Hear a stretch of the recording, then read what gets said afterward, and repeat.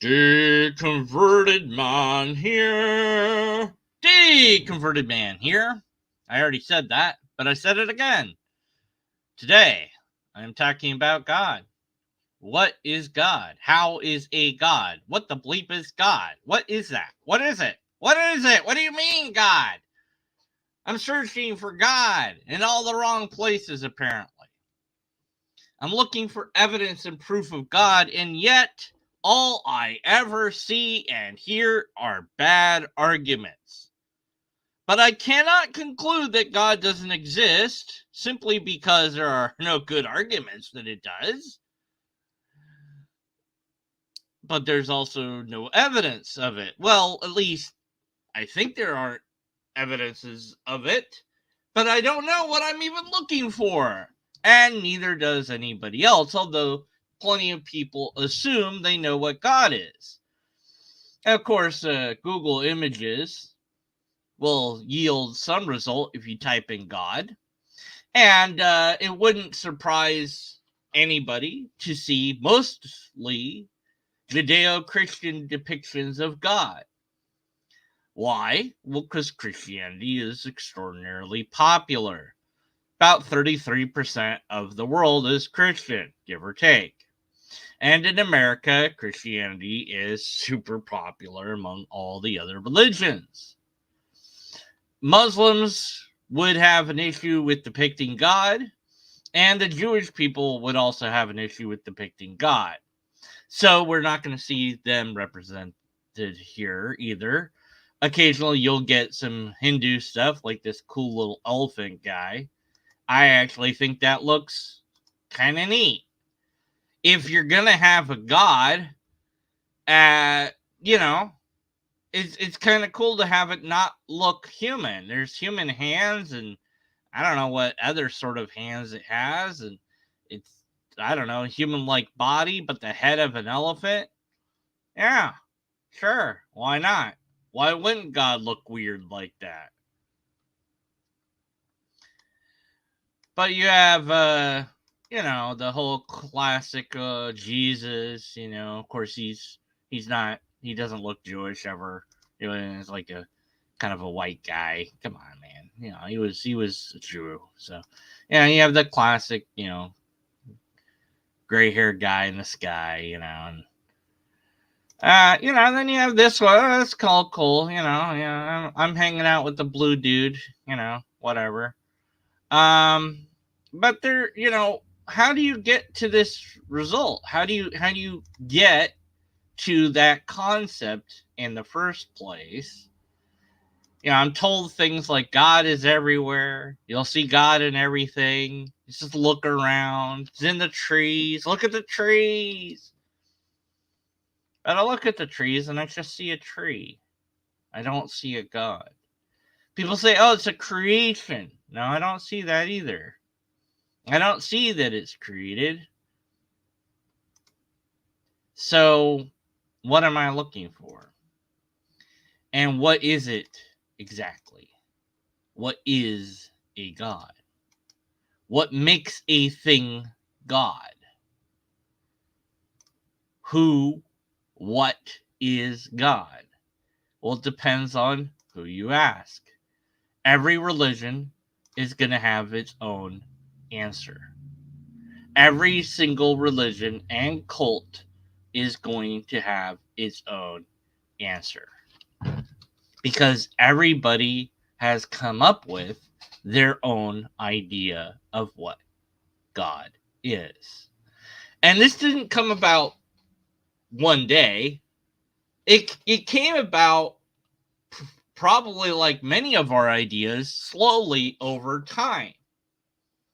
But one could easily imagine it coming about in a single day, or rather a period of time, back in Africa, where we're all from. All humans, we are from Africa originally. And we have always been pattern-seeking creatures. So it's not hard to imagine that a hunter is out looking for food. When something hits his head, And he looks down. He sees first of all, he's scared, spitless, because something's just hit his head. He thinks he's under attack. Looks around, sees no one. There's no trees. He's in some grass. He ducks down. Looks around, spooked. He notices a little rock.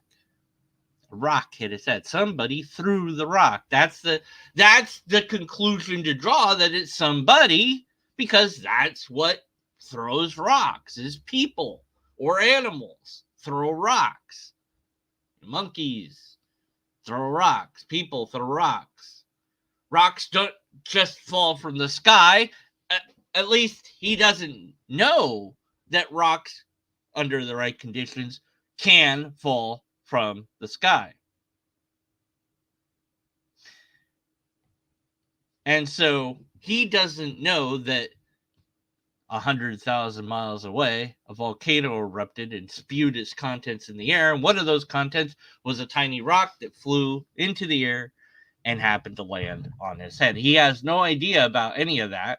All he knows is someone had to throw the rock at him for some reason. And so he takes the rock, forgets about the food, goes back, and he tells the tale of that there's something up there, because that's where it came from. It came from above that threw a rock at him. Here's this rock, and so what's up there?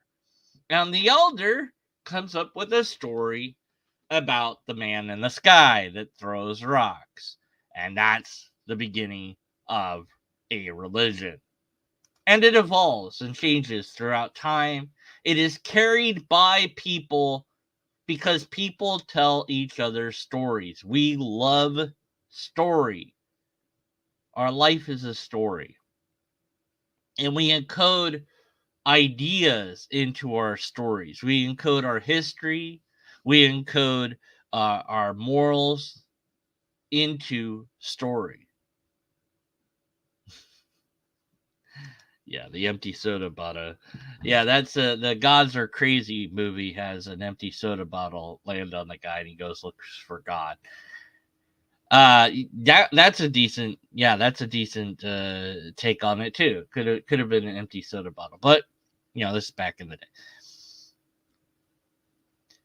There was and has been times that it has rained frogs. I remember this happening.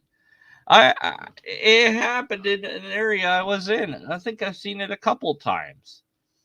All of a sudden, frogs everywhere. These where the bleep are the frogs coming from? They're coming from the sky. Oh my God! It's raining frogs. It's an unusual event, but it does happen. Well, imagine being somebody long ago that had no idea what the bleep is going on. You just know that these frogs, you've seen frogs, but you've never seen them come from the sky before. So that's got to be a miracle or a plague or a sign or something. Same thing with eclipses. Everything goes dark during the daytime. That's a sign. That matters. That means something. And they looked to the stars. They had no idea what those lights were. And they form stories about that as well. God is a story that we tell ourselves. That seems clear. But is there an actual God outside of the storytelling? Well, I don't know. Because again, all the gods that we know about seem to come from humans. They don't seem to come from a god, or at least in a way that I can recognize it as a god. I was doing my typical YouTube search of evidence for God, proof of God. Can I find something? And I found, of course, a ridiculous. Lots of ridiculous videos. And here's one just as an example. I'm not gonna, cover the whole. I'm not gonna cover the video because it's ridiculous. Yeah, hey, count up the numbers of letters in the first and ending part of the English version of the Bible in the King James version, and add up things and do this thing with that, and it all means something. It all proves something. In fact, he left a comment. What does the comment say? I haven't read this little stupid comment yet. It's in English. That's the point. I think my video went over your head, sir. Study basic mathematics and probability. Then you can have an opinion on the matter. Better yet, study quantum entanglement and astral projection. Thanks for checking me out. Wow. That's very incoherent. Nothing here is proof of anything. Well done. All right. Yeah, just no. And so yeah, that's not proof of God. Oh yeah, I can do that too. Hey, this sentence has the same letters and has the same amount of letters and vowels as this other sentence. Well, I picked those two. They're not okay. Well, Revelation actually isn't the last book chronologically speaking. It's not the last one written. It's just put in there last because it seems like an ending. Because somebody somewhere decided this book needs a beginning, middle, and end, and it doesn't really have an end unless we find something that could fit in as an end. Here's something crazy somebody wrote. Let's put that in there. And that's exactly what they did. Even though that was written before other things were written in the Bible. I forget what the last thing is chronologically. Probably Acts or something. I don't remember off the top of my head. Doesn't matter. What the point is, this isn't evidence of God. It's evidence of pattern seeking. And I look and I search for the evidence of God. And I find a video that says, well, how did everything get here? How did it all get here? Well, that's a good question. What does that have to do with evidence of God? Because either we don't know. If we don't know the answer, I don't know. I don't know how it all got here. And then he goes on to say, well, somebody put it there. That's an assumption. And he tells this long, boring story that I've heard. A farmer finds a turtle on the post of a fence. Or rancher or whatever. How did the turtle get there? Well, somebody put it there. Well, it could have been the somebody. It could have been a bird dropping it. It could have been that, depending on the size of the turtle, the rain. Maybe there was a gust of wind that was really strong that blew it there. There's a bazillion possibilities of how it got there. But we don't know the answer. We don't know the actual answer. We can guess on answers, but that's all they would be guesses. But we can't just say, well, magic did it. Or aliens from another planet did it. Or, well, there was an error in the computer code that runs reality, and that's what made it appear. We can't do that. We can't. Why? Because we don't have evidence that is even a thing in the first place. We don't have evidence of magic. We don't have evidence of aliens from another planet. We don't have evidence that there is a code that is running the simulation of reality matrix style. We don't, those are ideas that we came up with, but we don't have evidence of those things apart from our idea. And so the theist will pretend, will assert, will insist that these things that aren't proof of anything are proof of not just God, whatever that is, but their version of God. You have plenty of videos. Oh, is it all just chance? No, there's a filtering mechanism involved, but you guys don't want to accept that that's there. This person saying, oh, the eye is really, it's amazing, except it's not perfectly made. Well, but that's okay. And I saw this lately. All the thing that he said, he spent an entire video talking about how perfect the human body was. I brought up how, our we have the swallowing thing and the breathing tubes right next to and on top of each other, and that doesn't seem very perfect to me. And they're like, well, you're just looking at it negative. Besides, sin. Okay, so it's not designed perfectly because sin screwed it up.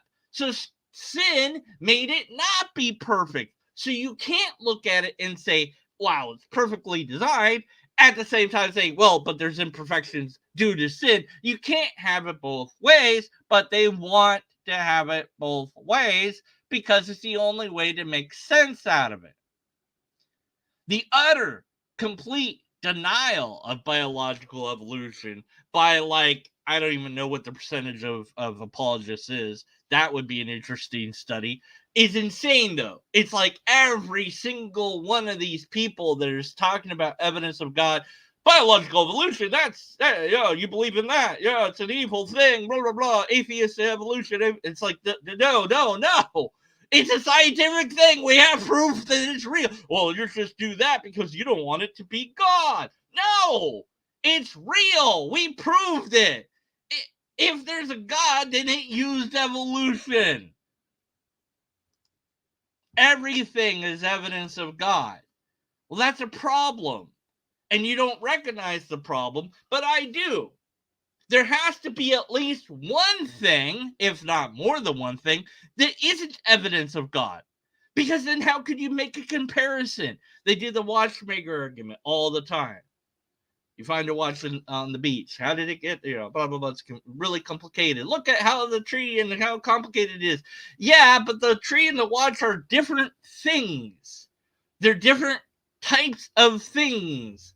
And we can study both and figure out how both came to be, although it's a little bit more complicated with the tree than it is with the watch. It took time for the tree to get to where the tree is, and it didn't take that long for the watch to be made, comparatively.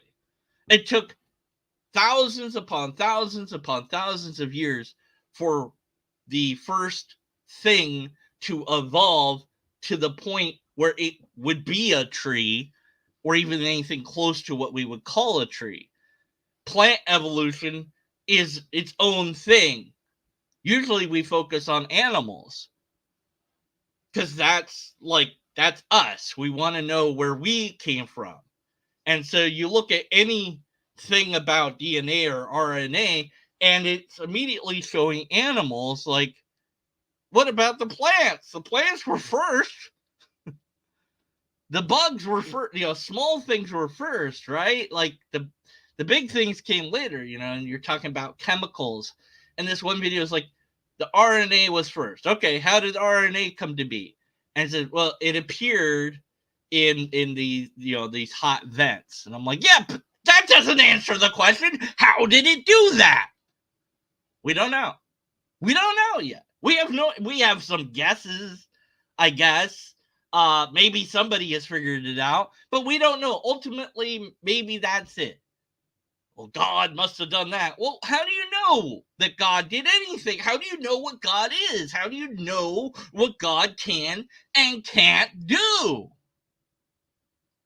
Well, because they have a book that told them what God or God can't do. That's how they quote unquote know. The Bible, their holy book. That's what told them. That's what informed them about God.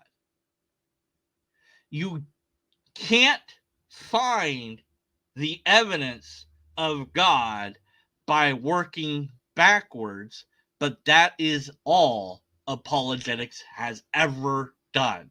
Starting from maybe the first one, uh, or the first official one, if you will, I guess, St. Thomas Aquinas, who came up with the five ways. And I want to say, yes, Thomas Aquinas. Yeah, I was right. I love being right. Man, I'm always right. I was never wrong. There isn't a video where I said I was wrong. What are you talking about? These are proofs of God. Well, he means within logical proof is what he means. First way, second way, third way, fourth way. Man, he's great with these names. Anyways, some motion. Oh, yes, motion proves God. How does motion prove God?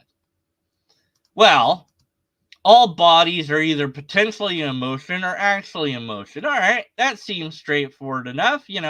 That's a physics thing. Things at rest tend to stay at rest. Things in motion tend to stay at motion. Yeah. Okay. Cool. All right. I agree. But nothing can be reduced from potentiality to actuality except by something in a state of actuality. Huh? In other words, something has to act upon the thing for the thing to move in the first place. Now, gravity. Every bleeping thing, this always blows my mind when I think about it. Everything has gravity. But my brain isn't wired to think like that. I look at my desk and I go, man, all these things are on my desk and I'm sitting down and everything seems drawn downwards and they're not coming towards each other. They're not moving towards each other. So where's this gravity that this, bottle has? This bottle of soda. Where's its gravity? I don't see it. It's not moving towards something else. It's not making something move towards it because it's not dense enough. It's not big enough to do that. The mass of a thing matters. But if it was by itself in space, it would slowly attract smaller objects to it. And those smaller objects would attract the bigger object to them, or rather, they would be pulling themselves towards that big object because the bigger the mass, the more the pull. So they're all pulling, everything's pulling all the time towards each other. That's gravity, basically, broadly speaking. Probably got it slightly wrong.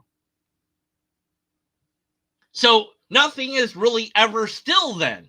It's always in motion, and it's always been in motion. So then that negates that second part, because you don't need anything to act upon it except for how reality functions.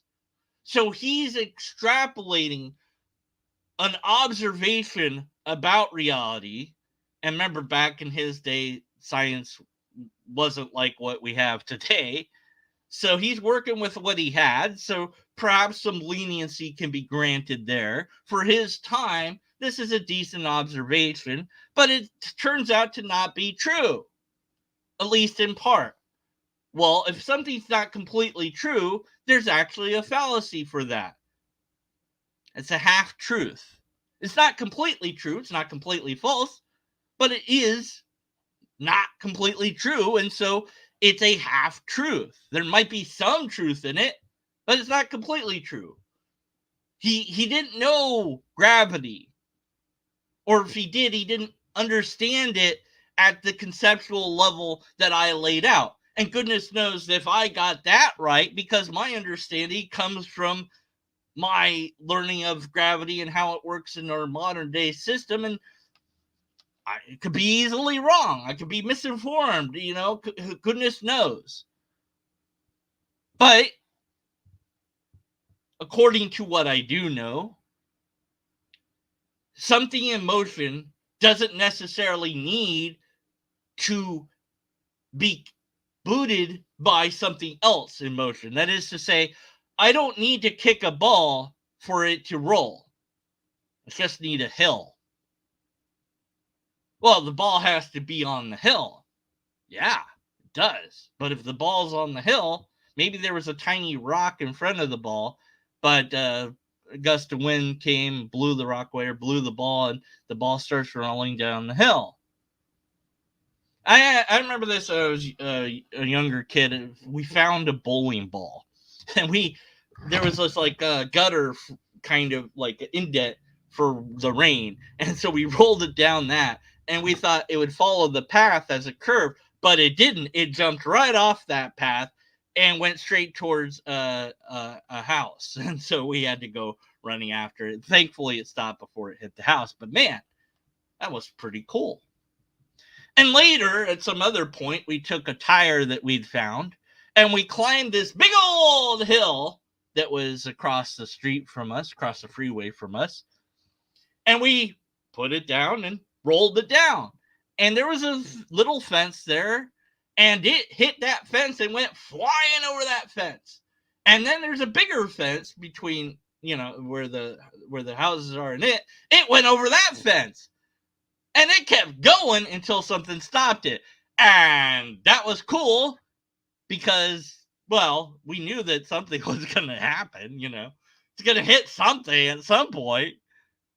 But the goal was to get it straight down that one lane and have it keep on going for as long as possible. And as it went bounce, here comes the car. We're like, and it, it's cool. We did that. We got it going, right? So we are the ones that put it into action. So that's what he thinks everything is like. He thinks it's like that everything needs to be set into motion by some thing else. And that's not always necessarily the case. In that, if we don't assume that gravity itself is a thing that a thing made, then the thing that is giving the stuff motion is gravity. That's what's giving the tire the motion down the hill. Yes, we brought it up to the hill, but gravity took over, so to speak. Actually, gravity was always there. It just needed a hill for it to, it wanted to go that way, and I'm sure there's a more complicated way to explain it. So gravity can't be proof of God then, because it has to be different. It has to be separate from God in order for your argument to even be an argument. If you want things to go into motion and need another thing to set them into motion, then certainly gravity can't be proof of God. Unless you're saying that, no, gravity is proof of God because gravity is making everything move. But if that, then that runs, it's like, okay, well, but gravity itself doesn't need to be set in motion because gravity always is. The mass is what's making gravity. So, is the gravity from God then? Is the gravity God? Is it something separate from God?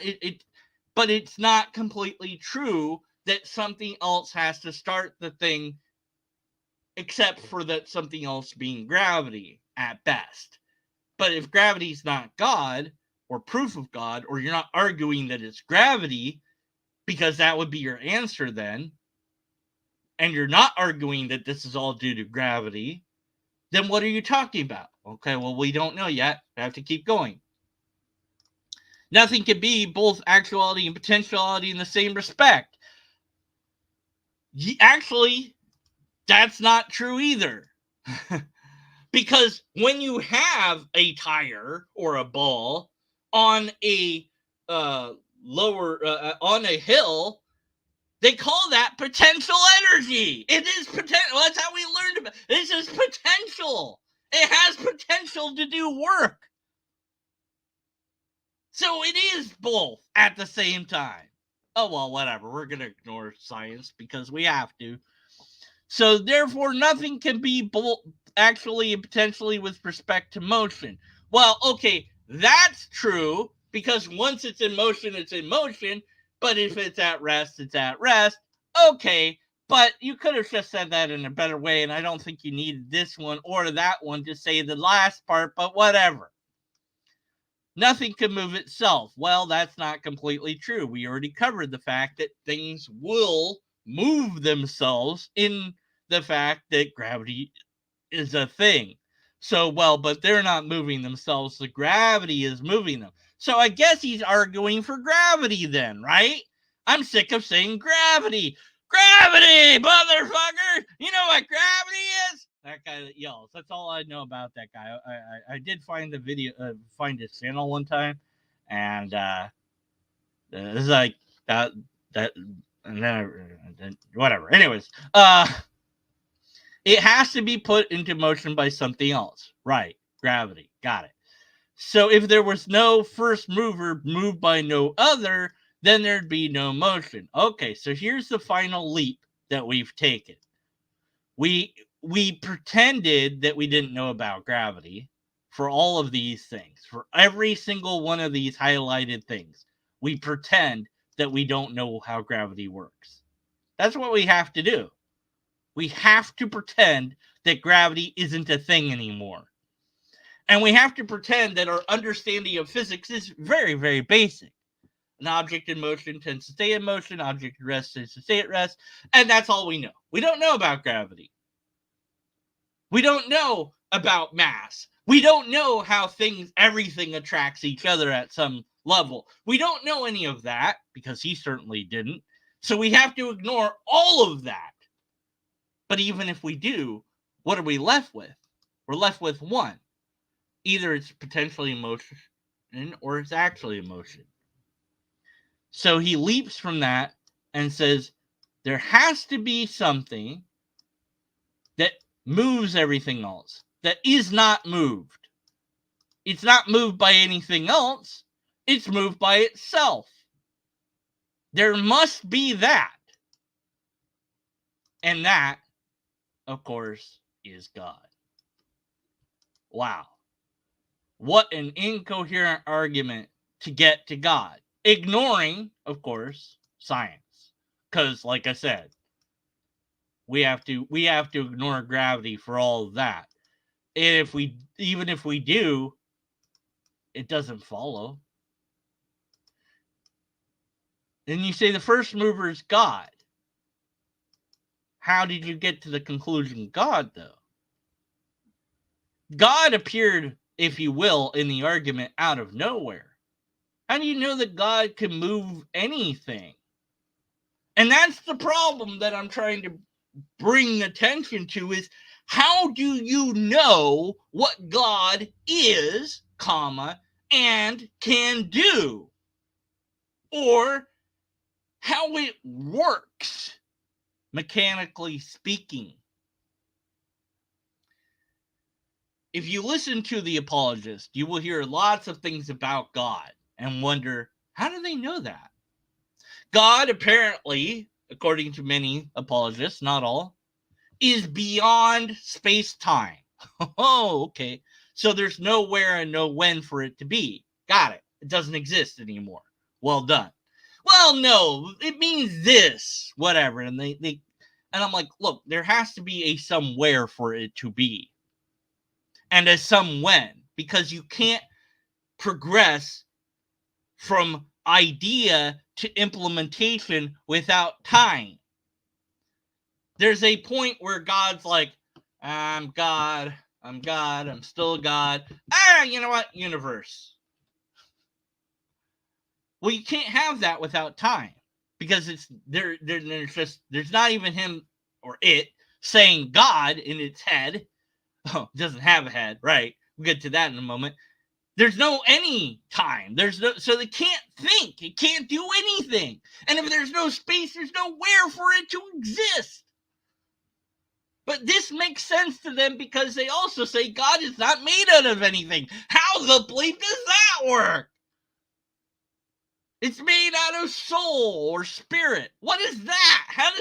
What is that made out of? It's not made out of anything. It's immaterial. What does that mean?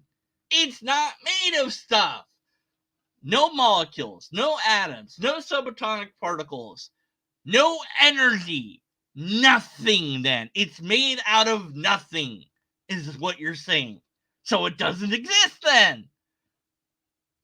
And if it does exist, then it has to be made out of something. If you want to say soul or spirit, at least that's something. But you didn't have to explain what soul or spirit is made out of. And I've gotten an answer. What's God made out of? God. God is made out of God. What? And we've only observed, of course, the mind. They'll like to talk about the mind of God. Oh, yeah? So it's got a brain, does it? No, it doesn't have a brain. Brain is a physical thing. So God is brainless. But it has a mind somehow. How does that work? Don't know. How does God do anything in that state where it's not made out of anything, where it's no when, and it somehow has a disembodied mind that also is not made out of anything? How does any of that work? They don't know. They couldn't possibly hope to answer it because it's not laid out in the Holy Book. Because whenever that Holy Book was written, nobody thought to ask the question. Or maybe somebody did, and they're like, screw you, heretic, kill him! Because we don't want critical questions in our beliefs, because it's magic. Right, it's magic. It's not real. It's made up. It's a story. How does Doctor Strange split apart into a million Stranges to attack Thanos? And why did he not do that the first time they met? Like, just go to that move. Why wait? Why wait? Why save it? Why didn't you open a portal below him and then close it up? Or open it around his head and close it and chop his head? There's a million ways to win this fight that you don't even try. Well, it's magic. It doesn't have to make sense. But also, we need it to make some sort of sense. There has to be some rules, some reason why it can't do that. We saw a creature jump through a portal and its arm got chopped off, so we know that's possible. So it would have been nice to see why opening a portal below him doesn't work. Like maybe he uses the glove, and it's like, whatever. Yeah, I know your trick. And I'll try to form it around here.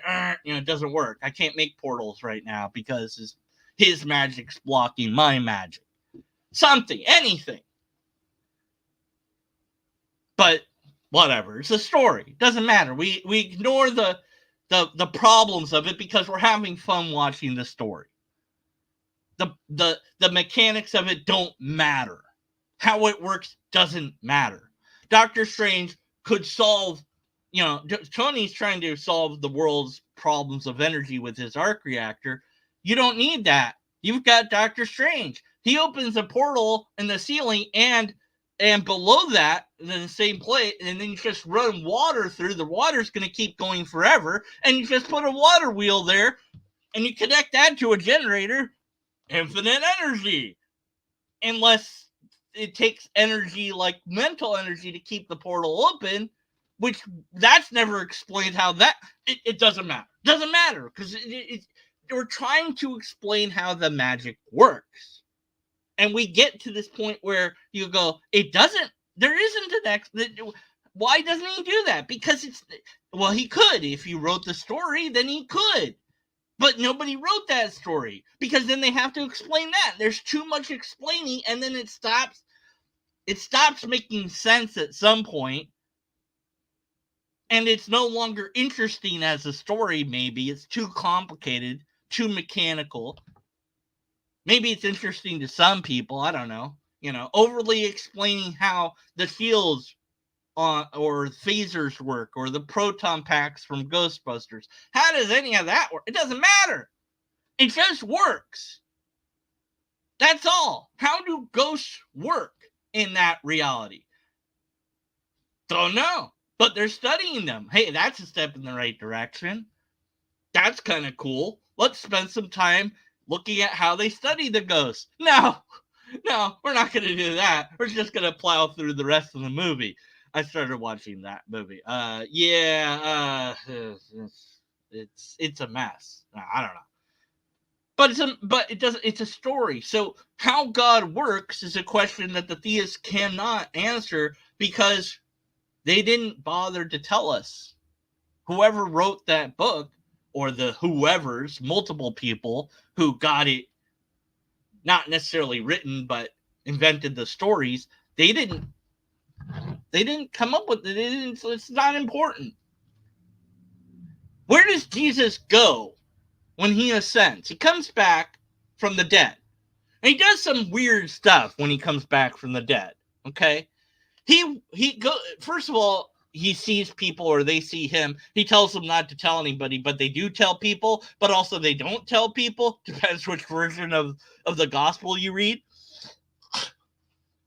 And then he just kind of disappears somehow.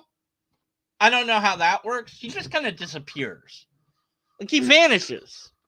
And then later on, the disciples are all hiding in a house or whatever. And he's just like, "Hi, how's it going? I'm here. How'd you get in? The door's locked." I'm you know who I am. Oh, Thomas was like, "No, I don't. Let me stick my hands in your holes here." Okay, you're Jesus. Yeah, okay. Guys, he walked through the wall, I guess. No, he disappeared, and then he disappears again. He's able to materialize at will. That doesn't sound like a physical body anymore. Those are powers he didn't have before, or he never used them before. He's able to teleport now. Cool.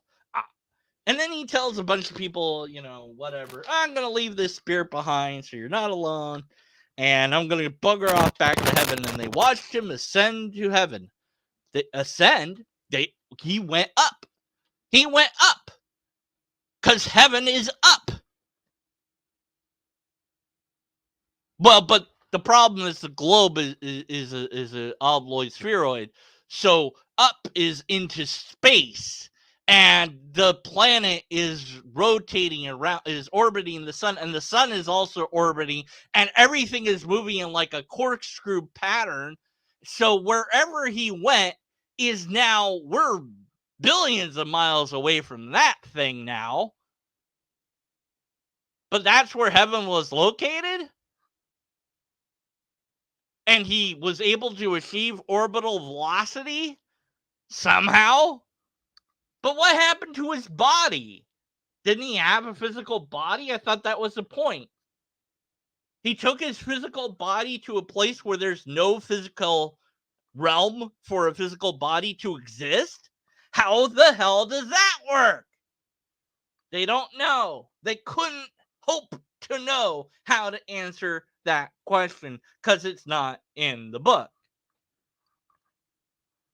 Because it doesn't matter. Because it's magic. And of course, the one guy said, "Oh, you prove that God doesn't exist." Oh yeah, Shrift, that should be your burden. No, it's your burden. It's always been your burden. What's an atheist? It's very simple. Somebody that says, "I don't believe you." When the person says, "Hey, isn't it amazing? All these frogs came from the sky. It must be the frog raining deity at work." And the atheist is just the guy that's like, or girl that's like, "I don't believe you. I don't believe that that's where it came from. I don't know where it came from. You don't know where it came from. You're just saying that that's where it came from. But why should we believe that?" "Well, you can't prove it's not that." Okay, but I don't need to, because that's not how things work. There's plenty of gurus out there, modern day gurus, who will levitate. Yeah, you can go watch them levitate. You can go see somebody levitate. Now, they have this cane, this very thick cane that they hold on to as they're levitating. But still, they're I mean, to hold yourself up with one arm, that's pretty darn impressive. So it appears they're levitating. Of course, you can't examine the cane. You can't look at their clothing. You're not allowed to ask questions about how they're levitating because it's a trick. The cane is made out of metal, and there's a contraption that holds them up, and there's a stand, etc. And so, yeah, it's a trick. It's an illusion. And what's really amazing is if you get enough people together and you tell them that somebody is levitating and they believe it, they will say that a person levitated, even if that person didn't move an inch off the ground. Because the power of human belief is like that. And we know that. And we can do that experiment. And we've shown that humans are prone to go along with the group.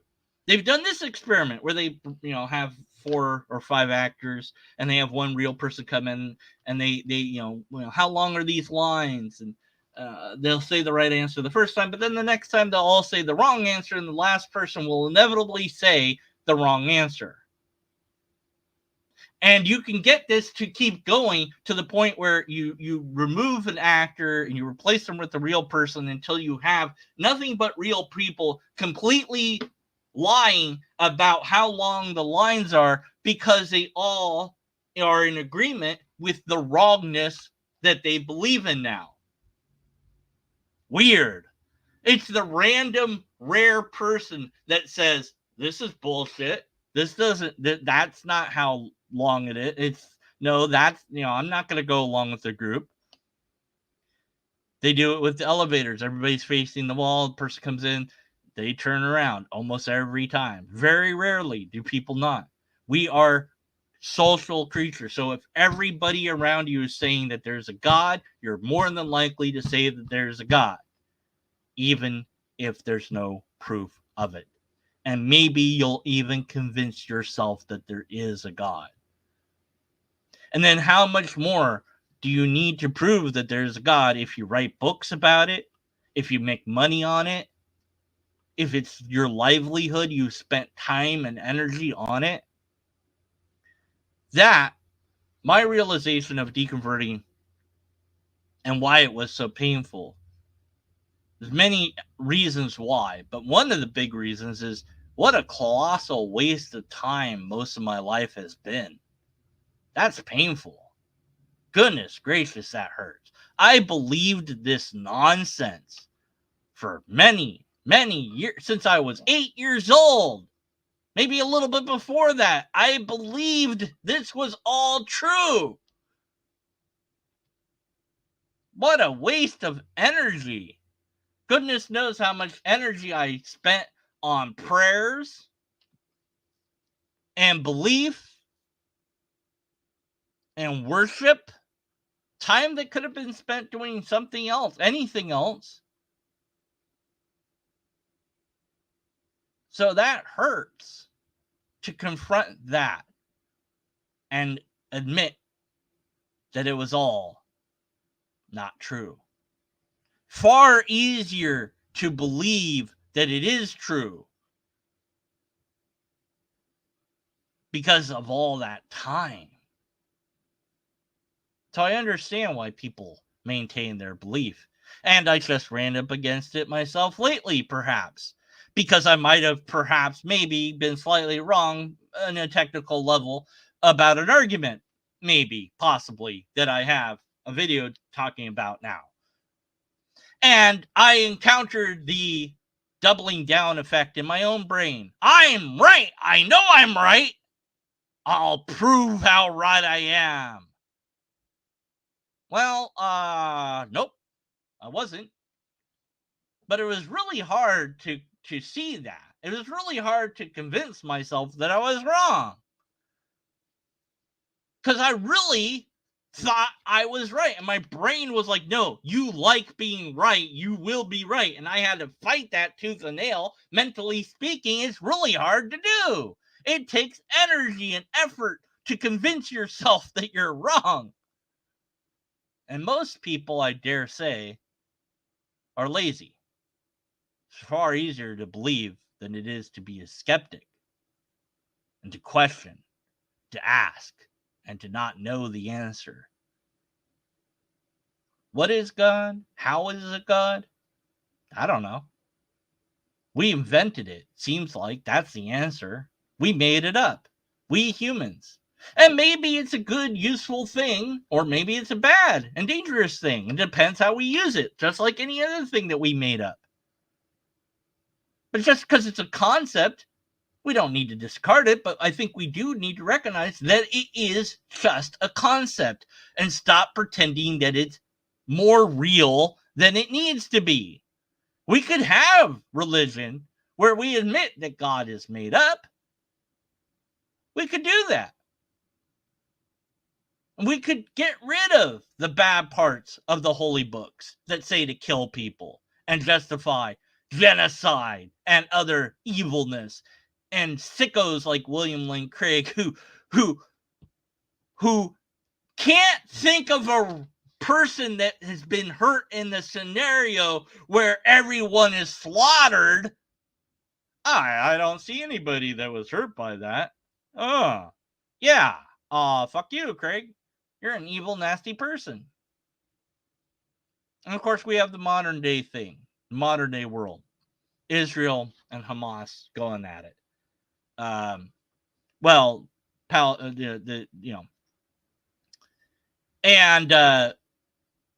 they're kicking the bleep out of the other guys now.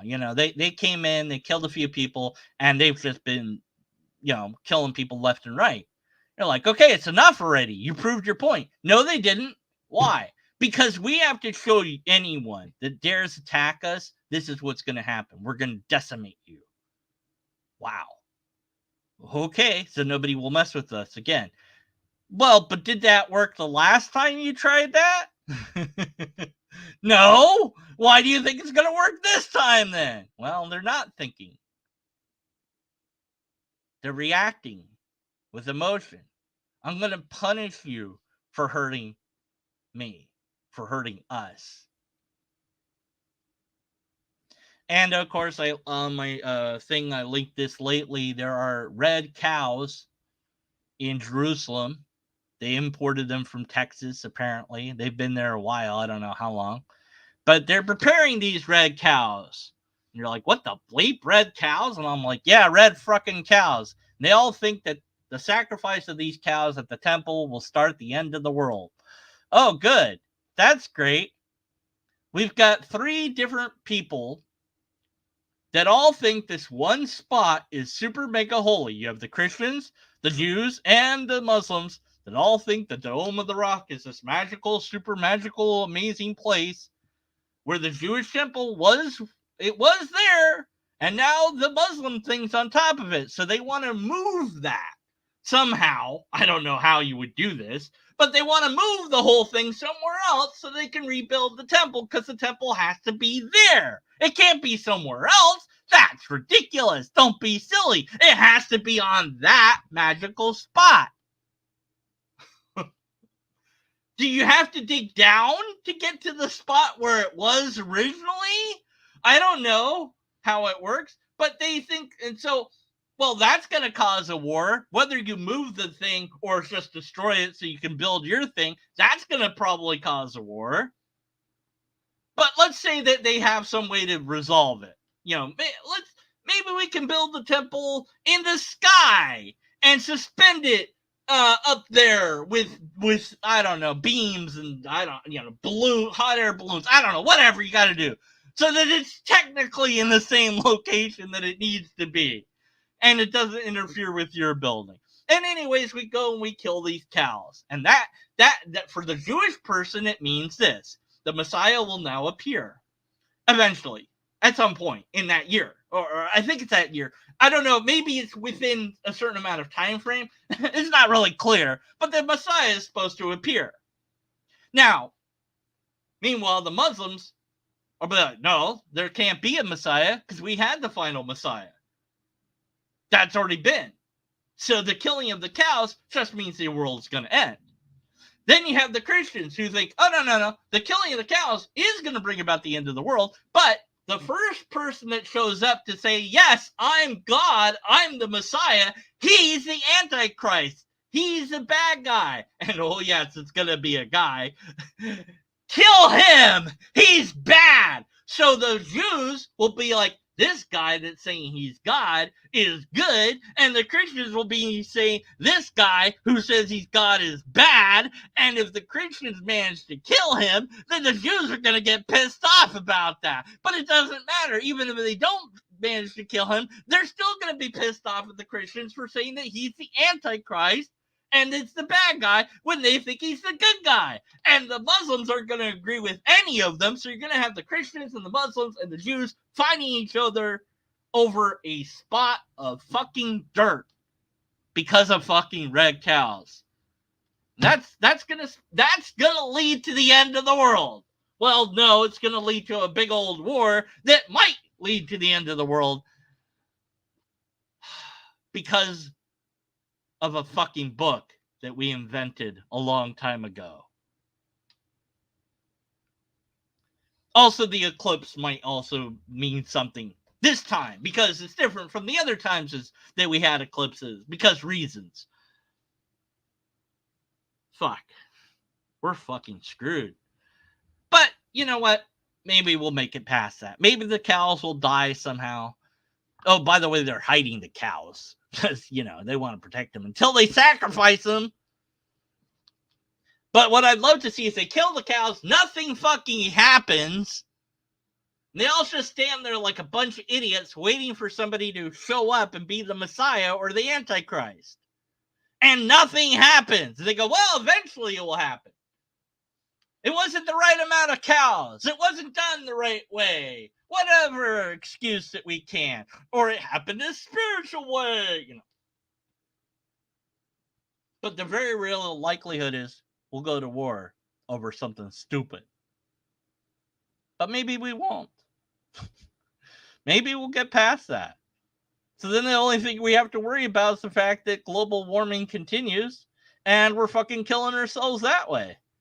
Oh well, if there's a God, doesn't seem to care about what we're doing or not doing. We're on our own, people. We have to clean up this mess.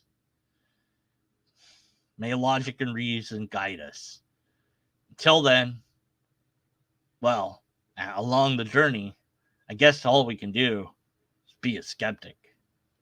Thanks for listening. You had a whole bunch of chat that I ignored in the side. This is your friendly reminder that chat doesn't matter to YouTube, and that YouTube wants you to comment on my video. And that by commenting, you'll make my channel a little bit more famous. Maybe a little bit. And that will make me a little bit happy if you do that. If you comment, that shows that you care to me. All right? I will find some words, an arrangement of words that will get you to comment on my video one of these days. Maybe. But if you don't, that's fine. Whatever. I don't care. But I say it anyways because, I don't know, I'm insane, I guess. All right. So, that's it. Good night. Good night. Good night. Well, maybe. I don't know what it is. Yeah, I'm done. Press the button. Yeah.